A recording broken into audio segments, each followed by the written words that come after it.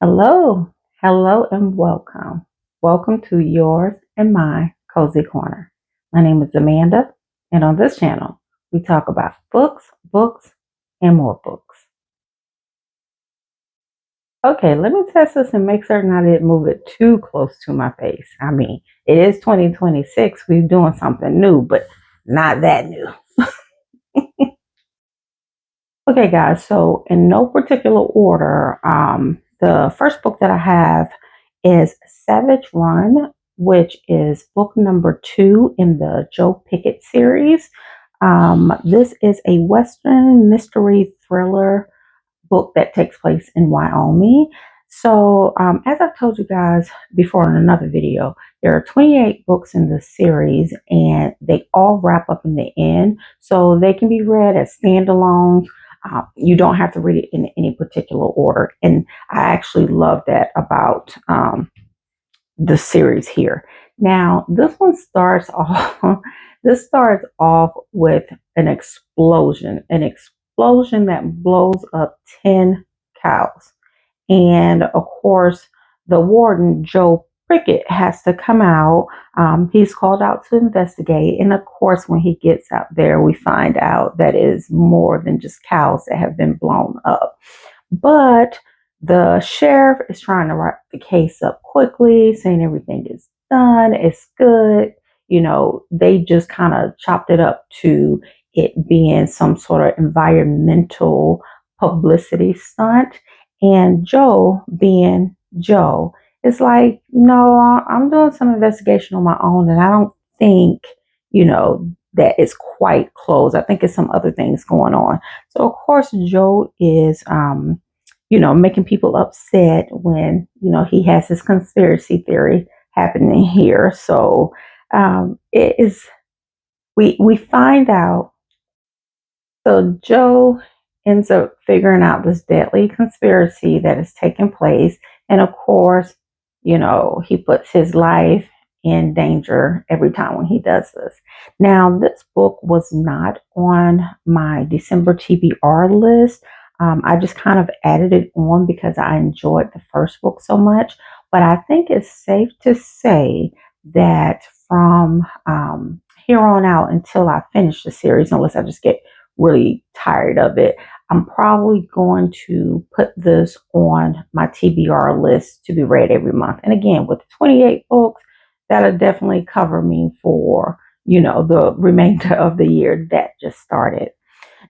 So one of the things that I really love about this Joe Pickett series is that the issue that they discuss in this book involves real events that take place. And in this particular mystery here, I believe that this book was spot on in the way that people choose sides and how they view things. And what I mean is, you have two different groups of people, and sometimes you can have the extreme of each side. And when people are, standing on their platform and they're talking about what their beliefs are and, what they agree with or disagree with, sometimes that line can get so blurred that you can't tell who's right or who's wrong. And I think this book, and particularly this second one here, that it did a good job of blurring the lines and just making you think, like, I mean, really, if you were on this side, are they really right? And, vice versa. So really, really good book here. And really the bottom line is it's important to ask yourself, how much are both sides to blame for, what's happening? So really good book. I would recommend this to anyone that enjoys a good mystery thriller book that's set in like a um, Western type of feel to it.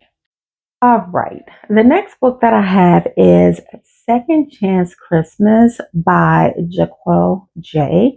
Now, this is the first book that I've read by this author, I believe. This is like a holiday romance second chance book. And to give you a brief synopsis of this book, We have teenager Faith Stone, who lives in a small town where her mother is the town's drunk. And we also have a teenager, Rome, who is like this all American kid. He comes from this all American, well to do family. And Faith and Rome, they're dating. They have plans to move away from, their hometown after graduation. However, on prom night, a disaster takes place. So the book moves on, some years later. I don't know if it's 15 years later. See, this is why I refer to my notes. 15 years later, Faith actually finds herself back in Sageport and she runs into Rome. And then, he never left he never left Sageport. So they run into each other and, we can go from there to see, how the connection works with the two of them. Now, it's really important to know before reading this book that even though it looks like a Christmas holiday book, to me personally, I didn't really get the Christmas vibe. And I think I didn't get it because the book was serious. The book had a lot of deep issues and topic. So I didn't get that Hallmark kind of feel from it, which didn't make the book bad. It just wasn't like a holiday feel good Hallmarky book to me. But the book was a really good book. Now, what I have learned from reading this book is that I don't think I like second chance romance. Now, if you would have asked me that prior to reading this book, I'd have been like, "Oh yeah, yeah, I like that. I like that as a trope." But I don't think I do. Or let me say more specifically, I like the idea of second chance romance or second chance at romance when there was no prior relationship. So let's say that, we met at a coffee shop, we sat there, talked for hours, but, we had this strong connection with one another. However, I was leaving to go to New York and, you were in California. And so even though we had this connection with one another, we never actually got a chance to kind of see how that worked out. And later on, months or a year or whatever, we meet up again. And now we have a second chance at love. That I don't mind. But we've been together and you cheat on me. You were, abusive, or, we had fights over, whatever. Anything of that nature. And then talking about getting back together, I don't think that I like that at all. So I don't know. I don't read enough romance to know if that's how most second chance work in the books. But if that's the case, don't really like it. Now, with that being said, I do think this book was a good book. Again, I didn't get that Christmas feel from it. So I think you really could read this book any time of the year. But I'm one of those people, I don't believe that books have to be seasonal. I get why we do that, and I do that with some books, but best believe if there's a book about being on the beach in the summer and it's the dead of winter and I want to read it, I'm going to read it. I won't be stopped by that. But I do get that people like, seasonal reads or whatnot, but I don't feel like this one has to be that. I think it's a good book, but again, it's a lot of serious issues that take place in this book. It's not a feel good, happy Hallmark book, not in my opinion. Now, the next book I read, which is very similar to the book I was just talking about, but this one is called The Christmas Catch by Tony Shallow. This is a contemporary Christian sports romance that also has that second chance trope happening here. And so we have Jaleel Walker, who is an NFL player who gets injured. And so he goes back to his hometown to recover. And as he is recovering, he meets up with his old high school sweetheart, and I believe her name is her name BB? Yes, her name is BB. So the two meet up, and then again, like I said in the other book, we see how they reconnect. I did enjoy this book, and it did make me feel like it was the holiday vibes with this one. A really good book. Again, I still, don't believe that I like the second chance romance in the manner in which I just explained. I don't think that I liked it, but really good book. So next we have Always Time to Die by Elizabeth Lowell. And this is a mystery, suspense, crime thriller that has a bit of romance in it as well. Now, this is book number 1 in the St. Kilda Consultant series. And this book is the quick synopsis of this book is we have a powerful senator that recently just died, and his son is the governor, and son has decided to run for president. He wants to be the president of the United States. And while he's doing this, his aunt has decided to hire a genealogist to, come into their private compound. And honey, you rich if you got a private compound for someone to come to. But anyway, she gets there, and so it is quickly known that she's not wanted there. People don't want her there, so they're going to go out of their way to try and get rid of her. Now, I like the main male character and female character in this book. This book was full of secrets, and some of the things that came out in this book was like, oh my goodness. Um, I mean, they were just, but overall, I thought the book was just okay. And I think this is where writing style makes a difference because and there was nothing wrong with this author's writing style, but there was nothing about it that just got me excited. But if I went through and I broke this book down for you, you would think, oh my God, all that stuff sounds great. And it does, but it just didn't do something for me. It didn't do enough of something to make me want to go on and finish reading the series. Now, with that being said, I have read books where the first book was like, read the second book and then just fell in love with it. That could very well be the same thing with this book. However, there are millions and millions of books out there. I don't want to take the time to start to read the second book in the series when there are just so many other books that I have that I want to read. So I'm just, like I said, I'm not going to go forward with the series, but I do think that it's a good book. It's just something about it just didn't do it for me in the way that I needed to in order to push me to go forward with the series. But I do think that it is a good book. Okay, guys. So I'm getting a little giddy. So we have a book by one of my favorite authors, and it is called Krampus, the Yule Guard. I'm sorry, the Yule Lord by Brom. This is a horror, mythological, fantasy type of book. Now, I have read this year, I have read, including this book, a total of 3 of Brahms' books. I particularly chose Krampus to read during Christmas because I know that Krampus is, he's part of this like folklore in Central and Eastern European regions. So, like how we have the Santa Claus, they have Krampus. So, that's why I chose to read this one for the holidays. But I'm going to tell you, even though Santa Claus and Krampus is in this book, this is no holiday read per se. You can read this book any time of the year.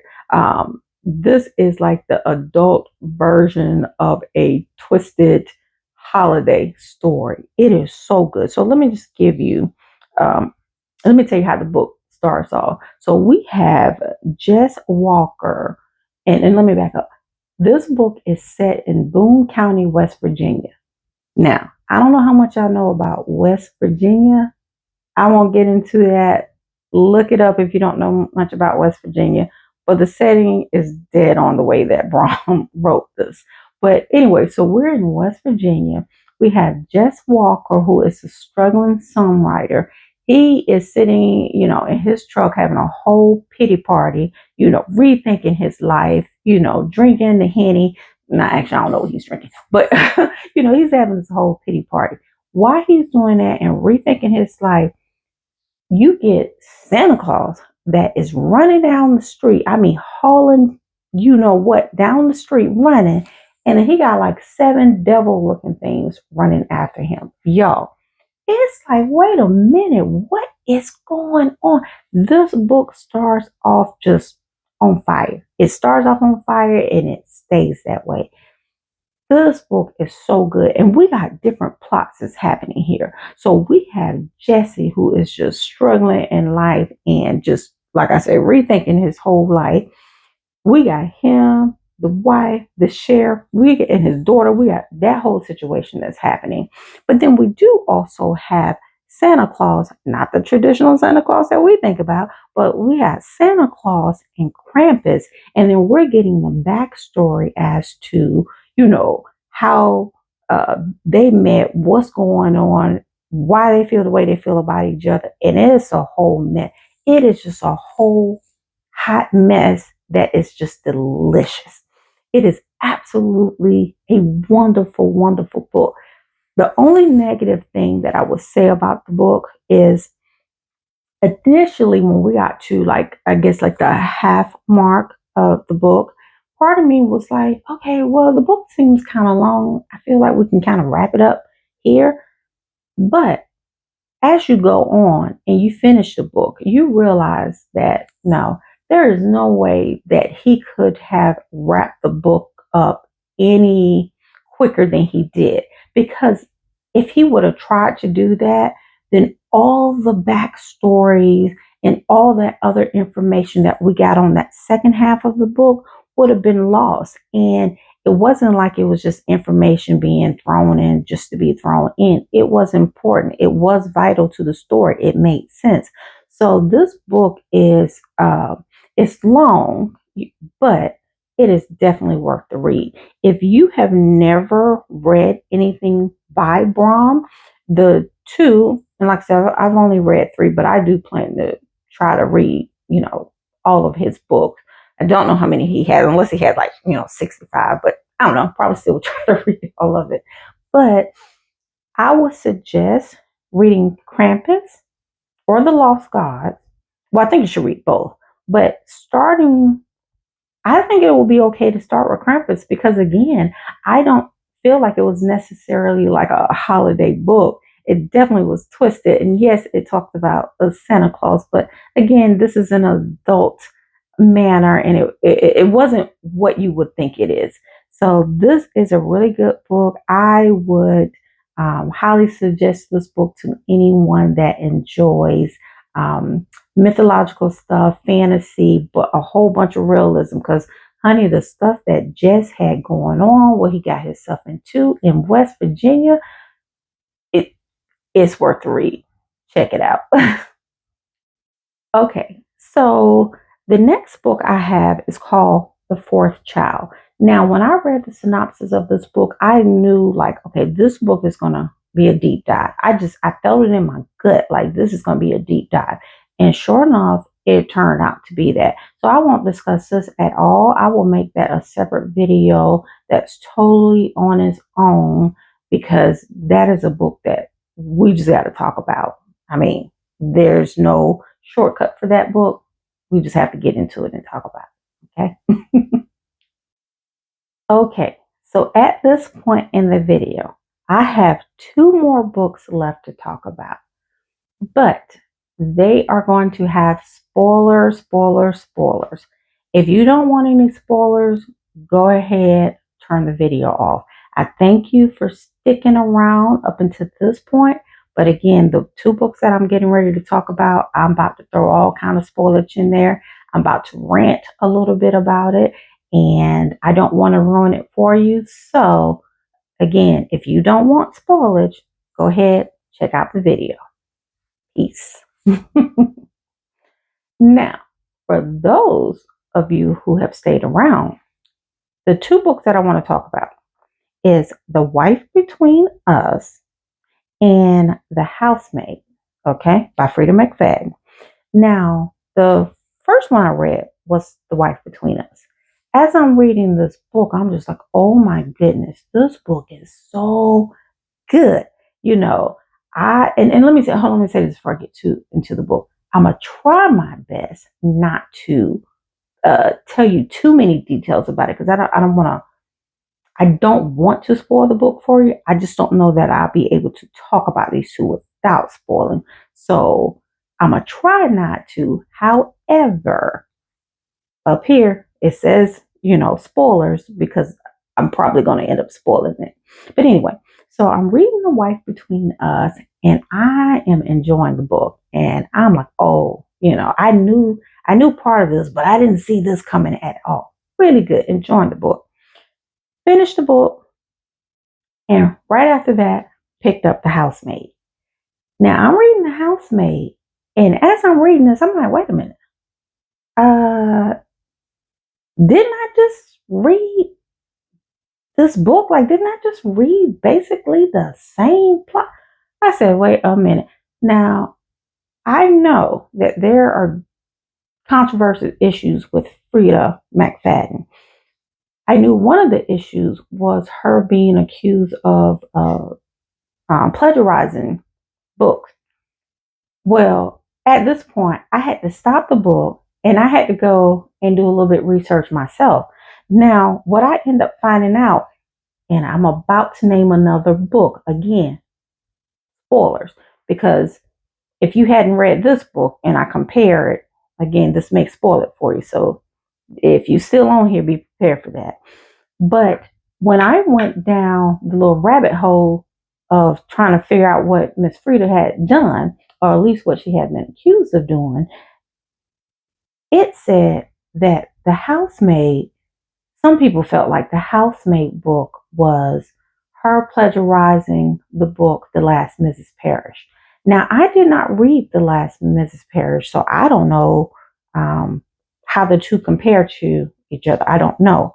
But what I do know that this book was darn near identical to The Wife Between Us. If this was like written on paper, like if this was a story that was written, I was a teacher and they turned this in, I would have both of them sitting at my desk because they would definitely have some explaining to do. Now, The Last Mrs. Parrish was published in October 2017. The Wife Between Us came out January 2018.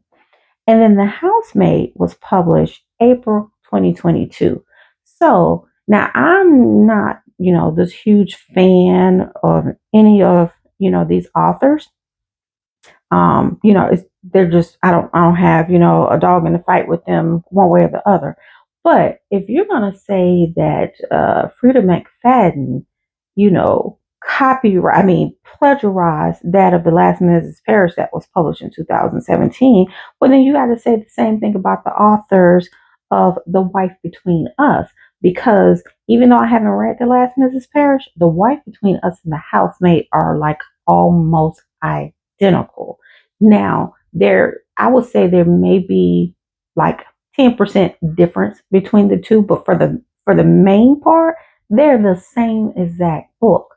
Now, with that being said, between the two books, I see why Frida probably got the movie adaptation of this book. And the reason I say that is because to me, Frida took it to another level. Y'all had the same thing, but she took it to another level. The ending in The Housemaid, I'm like, yeah, that's the correct ending. That's the correct ending. The ending in The Wife Between Us, I'm like, nah, that's not good enough. That's just absolutely not. Frida took it to the place that I felt that it should have went. Honestly, I wish it would have went on longer. She took it there, so I would give that to her. Now, to me, the question becomes: at what point is someone inspired by something or someone versus just an outright copyright plagiarism. You know, you do have to ask that. And I mean, I'm not a writer. I could never be a writer. I could never do that. But at some point, when you have written several books or several books have been written, I mean, how many different twists and different things can you come up with? I don't know. There's going to be a certain amount that's going to be the same, which is why sometimes we can read the book and we're like, oh yeah, well, we can predict that that's going to happen.